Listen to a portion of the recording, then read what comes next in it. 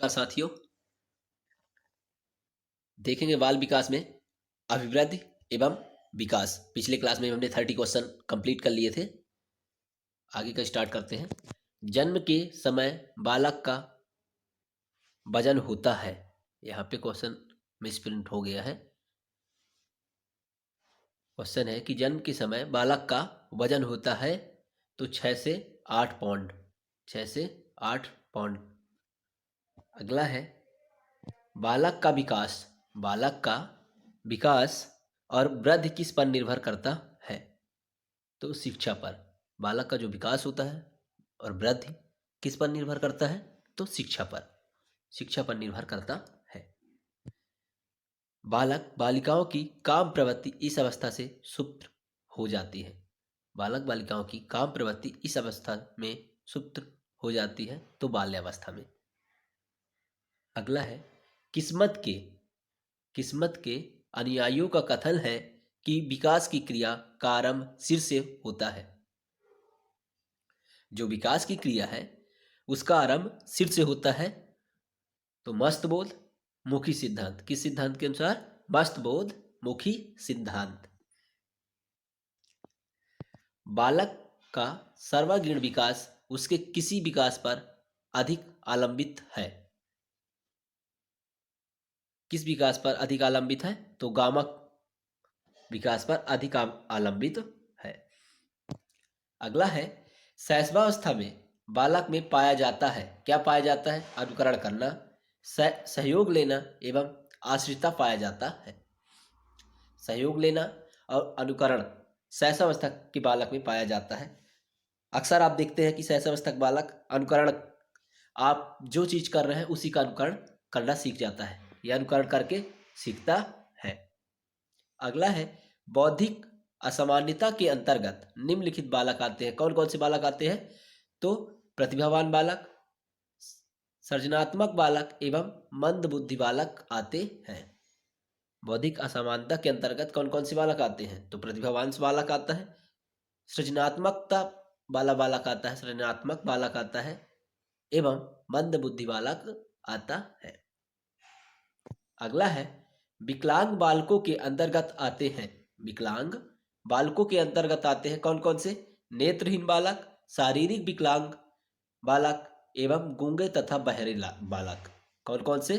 नेत्रहीन, शारीरिक विकलांग, हाथ पैर कान से जो मतलब हाथ पैर से जो विकलांग है वो वाले बालक, और गूंगे बालक कान से गूंगे हों, सुन ना पाते हो या बोल ना पाते हो, और बहरे बालक जो कि सुन नहीं पाते, विकलांग के अंतर्गत आते हैं। अगला है मानव विकास जिन दो कारकों पर निर्भर करता हुआ है। कौन कौन से हैं मानव विकास जिनमें निर्भर करता है? तो जैविक व सामाजिक कारक। कौन से कारक है? जैविक एवं सामाजिक कारक। शिशु अपनी मां को पहचानने लगता है। शिशु अपनी मां को पहचानने लगता है। यहाँ पे 2-3 माह दिया है, किसी किसी जगह पे 3 माह भी दिया है, तो आपको कंफ्यूज नहीं होना है।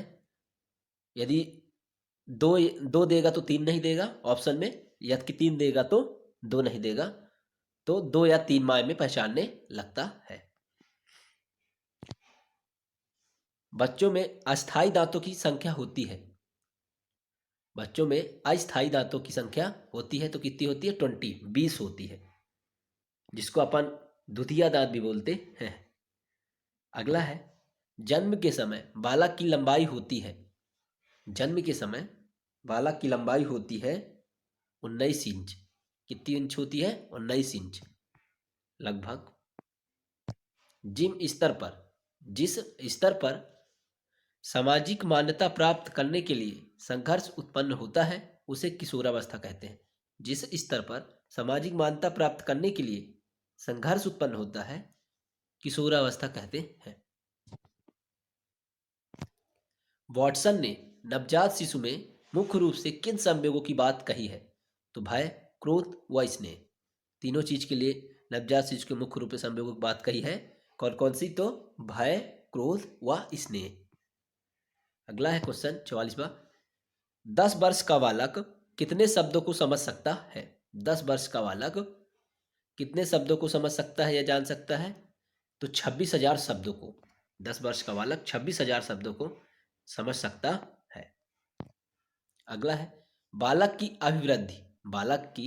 अभिवृद्धि एवं विकास को प्रभावित करने वाले कारक में से नहीं है। तो कौन से? मृत्यु। इसमें बालक के विकास का कोई और अभिवृद्धि विकास से कोई लेना देना ही नहीं है। मरने के बाद कौन सा विकास, कौन सा अभिवृद्धि। अगला है, निम्न में से किशोरावस्था की मुख्य समस्याएं हैं। यहाँ पे पूछा है कि किशोरावस्था की मुख्य समस्याएं क्या है? तो शारीरिक विकास की समस्या, समायोजन की समस्याएं व काम व संवेगात्मक समस्याएं। शारीरिक विकास की समस्या, समायोजन की समस्याएं एवं काम और संवेगात्मक समस्याएं। अगला क्वेश्चन है कि 13 वर्ष की अवस्था तक पहुंचते पहुंचते बालक कौन सा विकास लगभग पूरा हो जाता है? जब 13 वर्ष का लगभग पहुंचने लगता है बालक, तो बालक में कौन सा विकास लगभग पूरा हो जाता है? तो बौद्धिक विकास रिकवर हो जाता है, या बौद्धिक रिकवर की विकास लगभग पूरी हो जाती है। अगला है 48 क्वेश्चन, 48वां। 20 शब्दों के वाक्यों को दोहराना, कुछ कठिन शब्दों की व्याख्या कर सकना, भिन्न भिन्न पदार्थों में तुलना करना बालक किस वर्ष से सीखता है? 10 वर्ष में। तो 11 वर्ष कहा है। 10 वर्ष में मतलब 11 वर्ष में। 20 शब्दों की दोहराना, कठिन शब्दों में व्याख्या कर सकना, भिन्न भिन्न पदार्थों में तुलना करना बालक किस वर्ष में सीखता है? तो 10 मतलब 11 वर्ष में सीखता है। अगला है, इस अवस्था में आते आते बालकों की संवेगात्मकता में सामाजिकता का भाव आ जाता है। तो बाल्यावस्था में। किस अवस्था में आते आते संवेगात्मक में सामाजिकता का भाव आ जाता है? तो बाल्यावस्था में सामाजिकता का भाव आ जाता है। शैशवावस्था है जन्म से 5 वर्ष तक। अगला है, मनुष्य में लिंग संबंधी चेतना निम्न से किस अवस्था में होती है? तो किशोरावस्था में लिंग संबंधी चेतना होती है। अपराध प्रवृत्ति निम्नलिखित में से किस अवस्था में होने की संभावना रहती है? तो किशोरावस्था में। अपराध प्रवृत्ति किस अवस्था में होने की संभावना रहती है? तो किशोरावस्था में रहती है। नेतृत्व के गुणों का सर्वाधिक विकास होता है। नेतृत्व के गुणों का सर्वाधिक विकास होता है तो किशोरावस्था में। आप अक्सर देखते होंगे कॉलेजों में बालक एक नेता, या बोलना चाहिए तो नेतृत्व के रूप में आगे आता है, हरदम आगे रहने की कोशिश करता है। तो वह कौन सी अवस्था है? तो किशोरावस्था। अगला 54वां क्वेश्चन, बाल्यावस्था में बालक की स्वामी भक्ति निम्न में से किसके प्रति अधिक होती है? तो समूह। बाल्यावस्था में अधिकतर आप देखते होंगे बालक समूह में रहना पसंद करता होगा या करता है।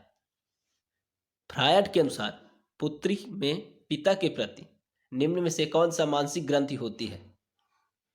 55 क्वेश्चन है कि फ्रायड के अनुसार पुत्री में पिता के प्रति कौन सी मानसिक ग्रंथि होती है? तो इलेक्ट्रा ग्रंथि। कौन सी होती है? इलेक्ट्रा ग्रंथि। अगला है, फ्रायड के अनुसार पुत्र में माता के प्रति निम्न में से कौन सी मानसिक ग्रंथि होती है? तो पुत्र में माता के प्रति कौन सी ग्रंथि होती है? एडिपस ग्रंथि। कौन सी? एडिपस ग्रंथि। अगला है, किस आयु में मानव में दिन समय वर्ग के संप्रत्यय का विकास हो जाता है? किस आयु में मानव में दिन समय वर्ग में संप्रत्यय का विकास हो जाता है? तो 9 वर्ष में। कितने वर्ष में? 9 वर्ष में। किसी सुनी हुई कहानी का दोहराना बालक किस आयु में कर सकता है? किसी सुनी हुई कहानी को दोहराना बालक किस आयु में कर सकता है या दोहरा सकता है? तो 8 वर्ष में। 8 वर्ष में सीख जाता है। अगला है, मानव चिंतन में तर्क का आरंभ किस आयु में होता है? मानव चिंतन में तर्क का आरंभ किस आयु में होता है? तो बाल्यावस्था में। किस आयु में होता है? बाल्यावस्था में। अगला है मानवता सामान्य सामाजिक एवं मानसिक विकास के लिए कौन सी अवधि अपेक्षाकृत अधिक महत्वपूर्ण है? क्वेश्चन है कि मानवता सामान्य सामाजिक एवं मानसिक विकास के लिए कौन सी अवधि अपेक्षाकृत अधिक महत्वपूर्ण है? तो 10 से 15 वर्ष।